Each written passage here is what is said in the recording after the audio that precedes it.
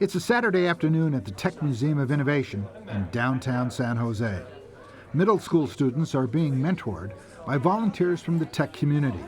Over in the corner, an introduction to soldering class is being taught by a local legend of electrical engineering. I was always interested in how things work, taking them apart and putting them back together. Pieces of Alan Alcorn's work can be found in the wallets of 200 million Americans, in the cars of 40 million. And in the early 1970s, his hand started the video game revolution by inventing the first video arcade game sensation, Pong. It was fun playing people Pong in the beginning because I was the best Pong player in the world for a while. Alan's start in electronics began when he was the same age as the kids he's helping today. He sent away for electronics kits and correspondence courses from RCA, and he began to explore how things work. Al's neighbor owned a TV repair shop down the street, and Al began to spend his afternoons there. By the time he graduated from Lowell High School, he was already a journeyman TV repairman. After graduation, Alan's TV skills led him to a job at Ampex. And I met some of the people that invented videotape recording and learned a lot about the real world of engineering and all the little bureaucratic processes that are necessary to make something that you can produce and replicate more than one of.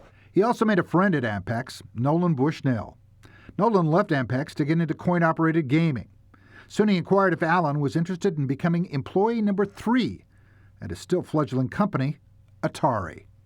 Our parents were not totally pleased quitting a good job at Ampex to go off and start a crazy company making video games, something that didn't exist. He offered me $1,000 a month salary and 10% of the stock, and I figured the stock would be worthless. And $1,000 a month was less than I was making at Ampex, but hey, it could be a flyer. Worst could happen, it would go out of business, and I go back to work at Ampex. Atari had released one game already, 1971's Computer Space. Nolan Bushnell wanted a game that was the opposite of the garish pinball graphics, something so simple that any drunk at a bar could immediately understand it and start putting money into it. But Nolan wasn't talking about the original Pong unit that now sits in the Computer History Museum. Table tennis was just a project to get Alan's engineering up to speed. Alan worked for 3 months on Pong, not knowing it was just a test. But when the game was completed, something very funny happened. People were mesmerized by 2 lines and a square. And I remember taking it home to my mother's house in San Francisco for Christmas. And my brother had 2 children, 2 young boys, and they got to play it at Christmas, the first kids that ever played Pong. And I remember Uncle Freddie looked at us, it'll never sell, it'll never sell. I didn't know if it would or not. Why should it, A TV that was purchased for $75 at Walgreens was placed into a hardware store sheet metal box and then into a simple plywood chassis. A coin slot from a washing machine was screwed into the side. And to collect the coins, a kitchen bread pan. The first Pong was plugged in at Andy Capp's Tavern on El Camino in Sunnyvale. But after only 2 weeks, the game stopped working. Alan investigated and found the cause was an electrical short across the circuit board, because the bread pan was overflowing with quarters. There were 3 or 4 of us in an office, and all of a sudden, within 3 months, we create this thing called Pong, which is going to be the hit of the year, right? And we had no manufacturing capacity. We had no we were just 3 guys in a small office on Scott Boulevard over here in Santa Clara. And so we were just swamped. This success, I couldn't work on the next product because all I was trying to do was get Pongs out. Atari hired some technicians, including a recent graduate named Steve Jobs, and ramped up production. The company was trying to keep up with demand and trying to stay ahead of the Pong clones that were coming onto the market. But the real revolution was Atari's decision to create a home version of Pong. Alan went to work creating a consumer video game console. In 1977, the consumer business got to be huge for Atari. And when you're in a business like that, you need lots of capital to finance inventory and construction.